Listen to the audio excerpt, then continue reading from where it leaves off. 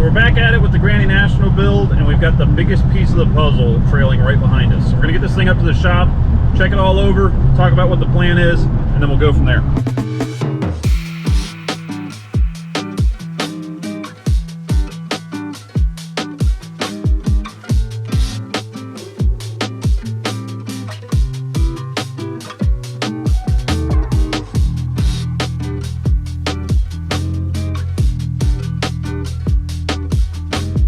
So we got the thing up to the shop. I need to get it unloaded and get it on the lift, but this is it. Luckily I was able to score this thing off Marketplace.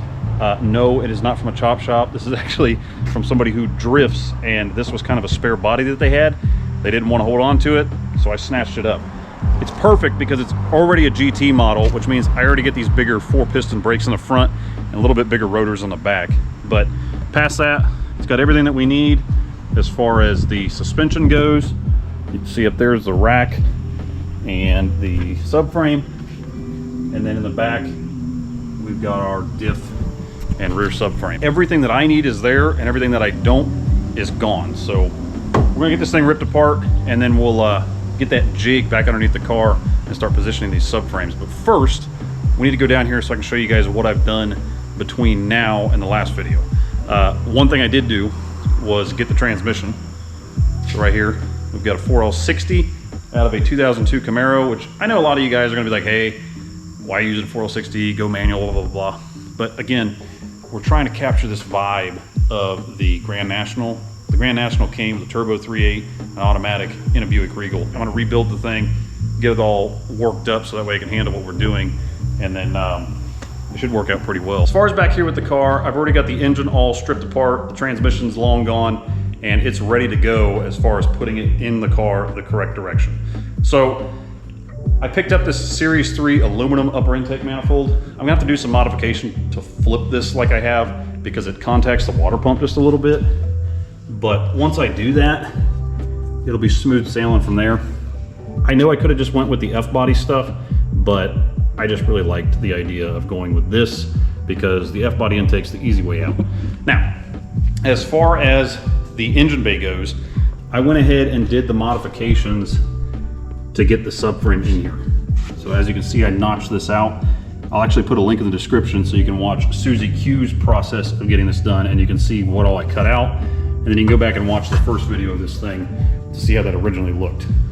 Now in the back, I went ahead and got the spare wheel well cut out, because that's gonna make room for us to be able to get the subframe in there, and then the fuel tank is gonna go back in this area, kind of up under here. As far as underneath goes, I went ahead and took out the brace that goes across here and the side plates that were originally here, and then I cut these out, got them all ready to go. This is 1/4 inch thick steel. It's gonna weld all the way across here, and then roughly right about here is where the rear subframe bolt hole lines up with. And obviously we got to make that shelf for the front one up here. But now that I have this all ready to go, as soon as we get that Mustang suspension dropped out, we'll be able to start getting it positioned in the car and get it hung.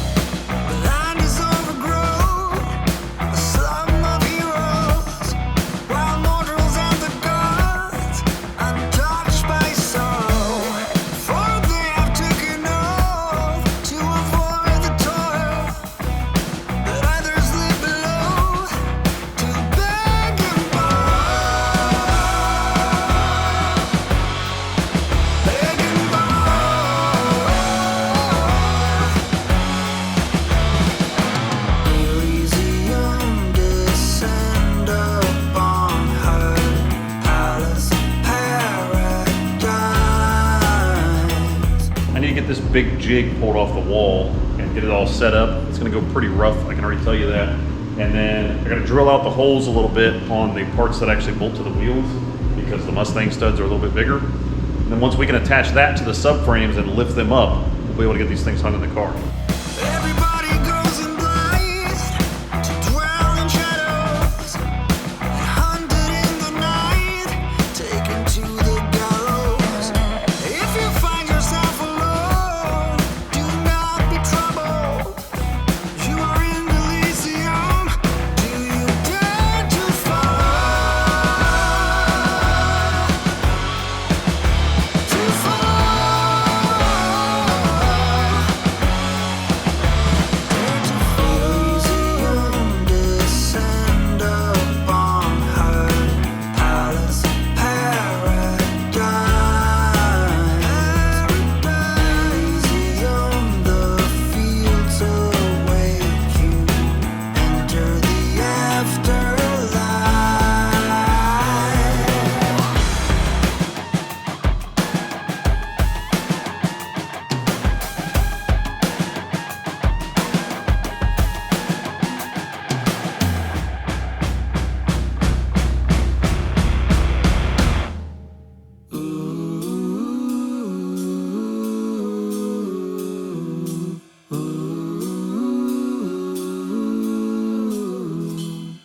So after a little bit of struggling later, we have the subframes up in the car. I still have to position this completely the way that I want it before I can start making these brackets, but it's pretty much where it's going to be for the most part. And then on the back, even with this jig, this placement fixture to keep these wheels where they were with the stock suspension in it, that hole that I showed you guys in the first video on each side, that yellow mark right there actually is where that hole needs to be, and you can see that it lines up pretty much right up with where the rear subframe bolt hole goes. Still to this day, it's crazy to me that these early 2000s GM cars, these W bodies, have those holes where that goes. So anyways, let's get started on this, see if we can get this thing fully mounted.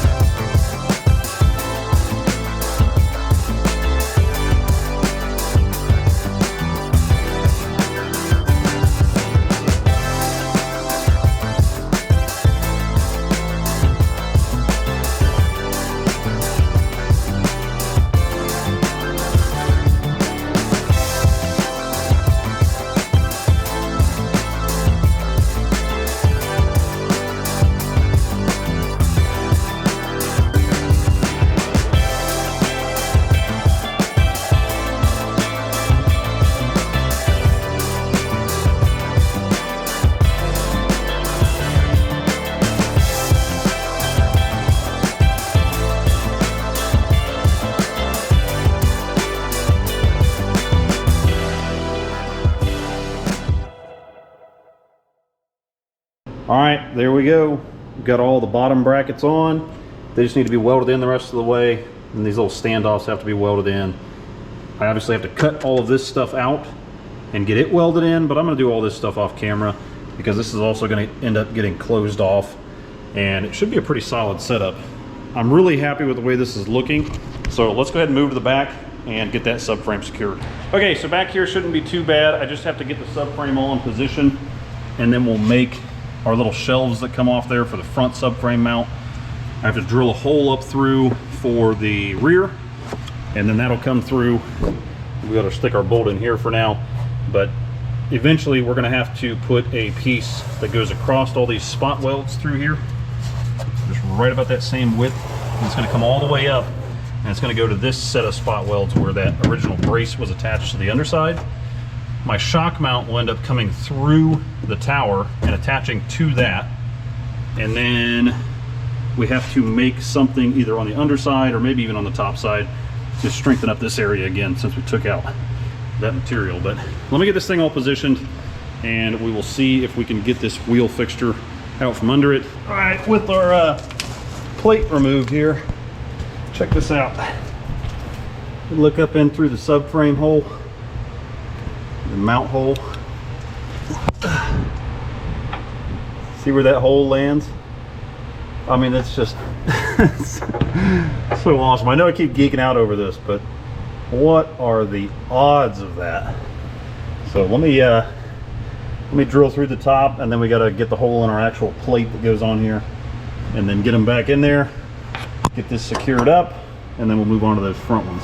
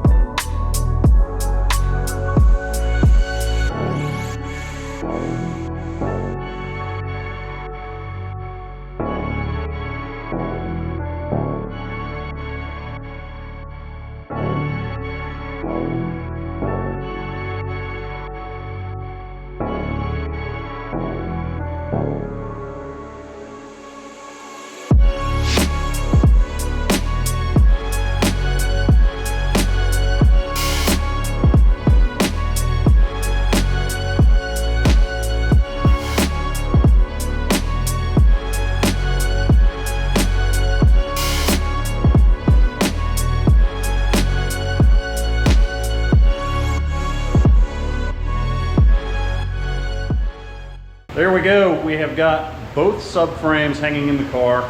Still have to do all the finishing work up here as far as welding all this in solid and getting these top plates all made. And then obviously we got to address the struts. But on the back, we've got those front plates in there. They have to get welded the rest of the way around, and then there's going to be a plate that goes on the back side that fills this area right here.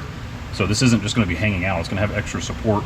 And then up under where the original trailing arm mount went right here, we're going to have a bar that comes off the plate and then goes to that subframe bolt. Mustangs already have something like that from the get-go. It's like a stamped steel piece. Obviously it doesn't work here. And then they have aftermarket support that has another upgraded tubular piece that would connect that. but we'll end up making our own and making this all nice and solid. And then in the trunk, we obviously have our holes where our bolts are down in. That's just temporary until I get that piece made on the top like we talked about, but gives me access to the bolts, lets the subframe hang. So I'm gonna go ahead and try to get this wheel support fixture out of here so we can step back, take a look at this thing with the subframes hanging on their own in the body of the Granny National.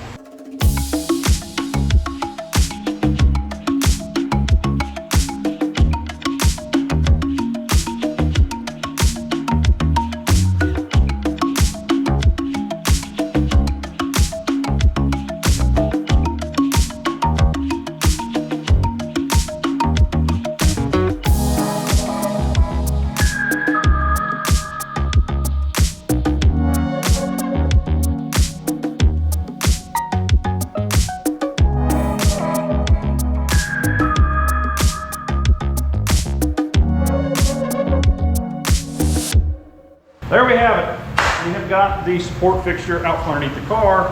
We've got the subframes hanging on their own. And there's clearly still a lot that I need to do.